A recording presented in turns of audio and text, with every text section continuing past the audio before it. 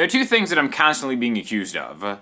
Talking too fast when I'm teaching guitar, and frosting the tips of my hair when it's really just going gray and being in the sun a lot. So, I don't know why I'm so bothered by the frosted tips thing. I think it's kind of cool. But anyways, today we're talking about learning guitar, slowing it down, traveling through the fretboard. In the spirit of travel, I'm using the #1 travel guitar on earth right now, the Donner Hush X Pro. And yeah, we're gonna talk a little bit about it, but first I wanna get into what we're doing, okay? So, super slow. C major is gonna be a chord that most of you already know.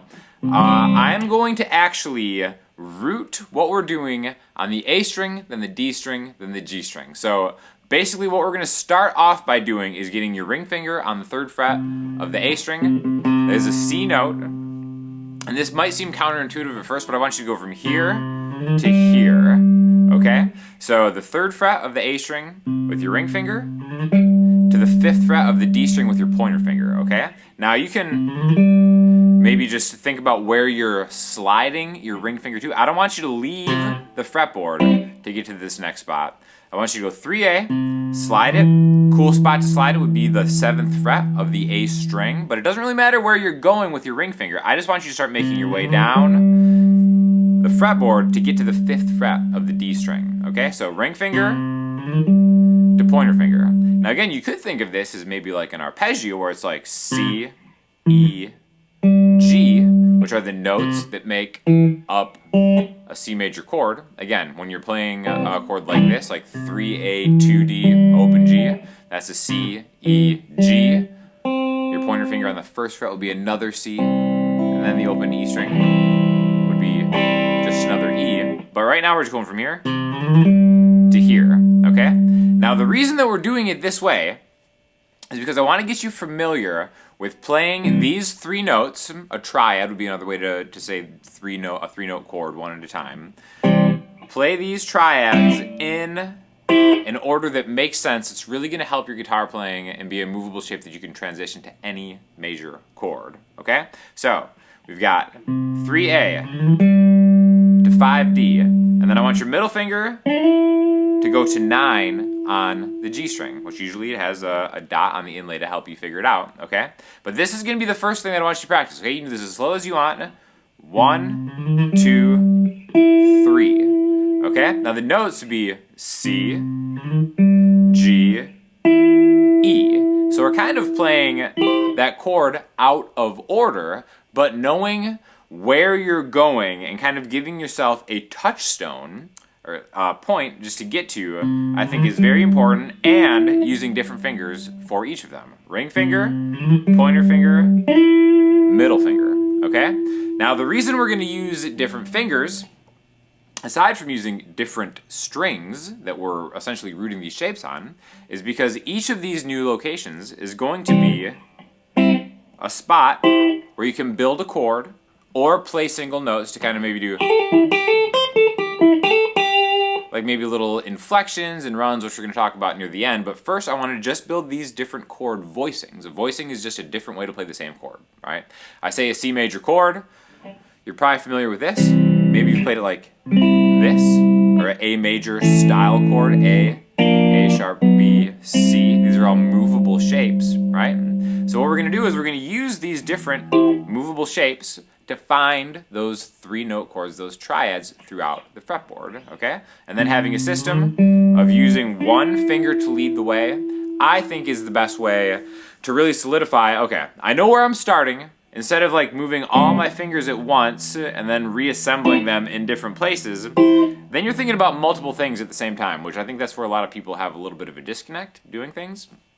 But when you do it simply like that, take as much time as you want. If you just like, all right, cool, there's 3 on the A string. Even if you don't get a smooth slide like that, just right there, to right there, to right there. Anybody can do this. No, your first day playing guitar, you be like, all right, 3rd fret A string. There it is. There's the 5th fret of the D string. There's the 9th fret of the G string. But using the right fingers, in this case, just the fingers that I'm choosing arbitrarily, essentially, is very important. Okay.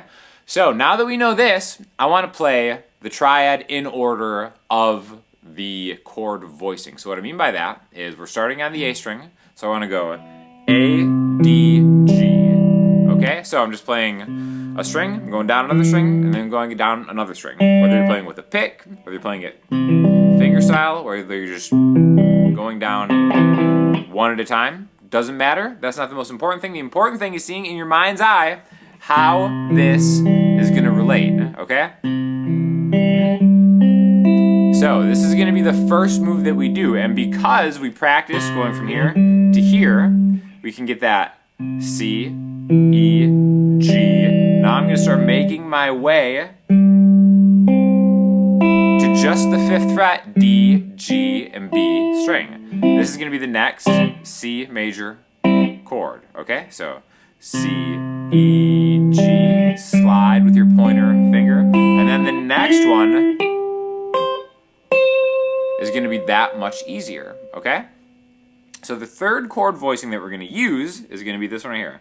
9 on the G string with your middle finger, and then 8 and 8 on the B string and the E string. Eventually we're going to add that 10th fret in there when we start doing the inflections near the end of the video, right? So once you lead with your middle finger, your pointer finger is just already going to be in position to get those notes. Now you'll notice that I'm barring this chord and partially this chord, and bar chords can be, you know, an intermediate or a more advanced thing. The nice thing about doing this one at a time is you don't have to bar the whole thing. You can like actually shift. See how that works? I'm just kind of going down until you get, and in fact you might like the sound of those individual notes better, where your pointer finger is just kind of going down one at a time, and you're building that muscle memory between your left hand and your right hand, that syncopation. Okay? So after that, we're going 9, 8, 8. Again, don't worry about barring it, just think about using the same finger to play both of those notes. If you want to keep your finger there to bar them, that's great, right? Then eventually, we're going to use the only finger that we haven't used so far, your pinky, just to play the 13th fret on the B string, which is a C. It also happens to be the same note that we ended on with that last. See, there's a C there, and this is the same note as this, right? So that connection between those two notes is also pretty important. What else is important is the accessibility and the travel nature of this guitar. So this is actually pretty incredible. USB-C charger, I did a full demo about all the features on this guitar, so I won't get too far into the features because I can link you to the video I already had for this if you're interested. But again, the Hush X Pro is the best in class for travel guitars. It fits in this bag. The arms come off, it just breaks down, and this is it. This is the entire thing. So I actually started off with this guitar in Los Angeles, and then I just put it in my checked bag, or you could even carry it on and just like put it in an overhead compartment. Super, super durable, and again, this is super easy to carry around with you. Incredibly light. The arms pop off very easily. You don't really need anything else. Tuners are down here. There's no headstock to worry about. Again, everything is very durable. And it has like different effects that are built in to the unit. So I'm just going out into an amp, but you can also go into a headphone output like that. Really cool guitar. So I'll have an affiliate link in the description. Thank you, Donna, for sponsoring this video, for doing this. But again, really incredible piece of technology. So there's no sense in not having a travel guitar. You never know where you might be going that you want to practice some of these simple things, right? So really quick recap. We've got that first C major. Think your ring finger first. Then we're going to go pointer finger, leading the way, middle finger, leading the way, and then ending on your pinky, okay? Now the next step would be to maybe add some interesting inflections to each of those. I'm going to add some different cool things that you could do over the second and third voicings, okay? Really easy to remember, so there's that second chord voicing. It's just the 5th fret. Now, the nice thing about C major is it pairs really well with a scale that I'm sure you probably already know, the A minor pentatonic scale, right? 5, 8, 5, 7, 5, 7, 5, 7, 5, 8, 5, 8. So I really just want to keep it just the D, G, and B strings for this particular voicing because we're trying to simplify. We're trying to kind of consolidate what we're doing here. So let's just do just those areas, those strings, the pentatonic scale. So 5, 7, 5, 7, 5, 8. Okay? In fact, let's make it even simpler. Let's just go the 5th fret to the 7th fret on the D and G strings, just to kind of utilize the symmetry of the pentatonic scale. That is why people love it. So we've got that first chord.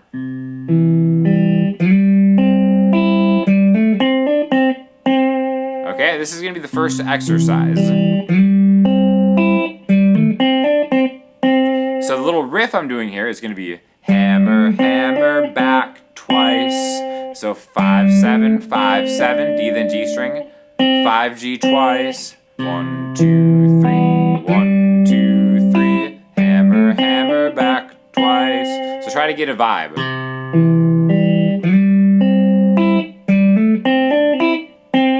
You can do variation like that. All the way to the B string. Maybe end on that G string. Why it sounds so good to end on the 5th fret of the G string is something that you're going to start noticing more when you start kind of riffing around in the key of C's, because this note is a C. The 5th fret on the G string is a C, right? So 1, 2, 3, 1, 2, 3. Or without going to the B string.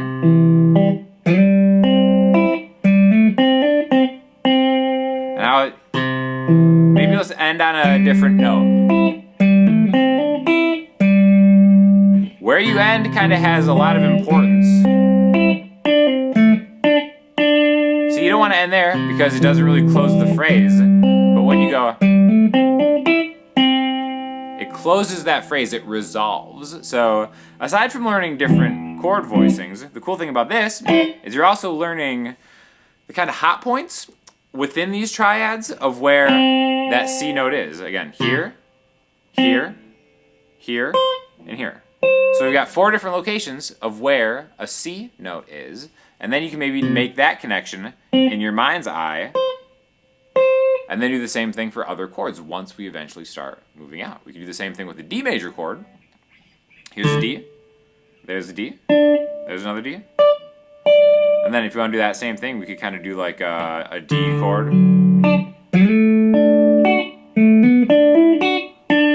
And again, that's just using that same exercise we did, but moving it 2 frets higher to do it in the key of D. You could do it in the key of D sharp or E flat by moving it 3 frets higher, then the key of E by moving it 4 frets higher, so on and so forth. Now let's add an inflection for that 3rd chord voicing. Remember, so you don't even have to jump right to the 3rd chord voicing. Go through the process. Remember, we ended there. Instead of ending on that high C, let's do this. And let's just add 1 note. Right, remember, there's our chord. 9, 8, 8. Let's just add that 10th fret on the B string. Really.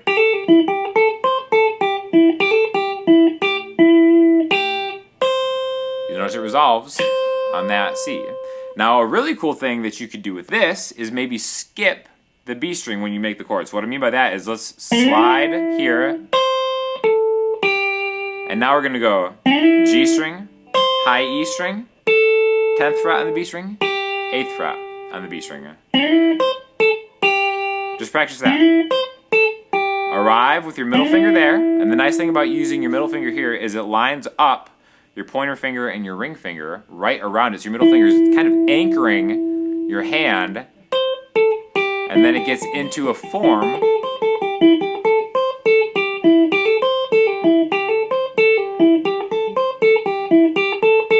that you can do a lot of cool things with, right? So, C, C. See how that works? You just go through the first chord voicing, the next chord voicing, then middle finger to the top, B string, back. And that's a great kind of exercise and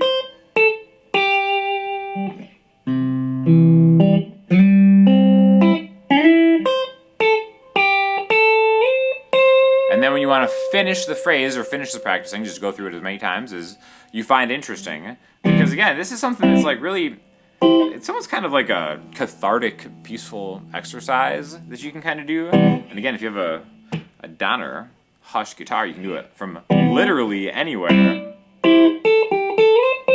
And then try to work on maybe keeping one finger on the fretboard, like for this. I'll go through the entire thing. I'm gonna end this, even though I said use your pinky earlier. Maybe this, I wanna keep your ring finger on the fretboard for this one, so.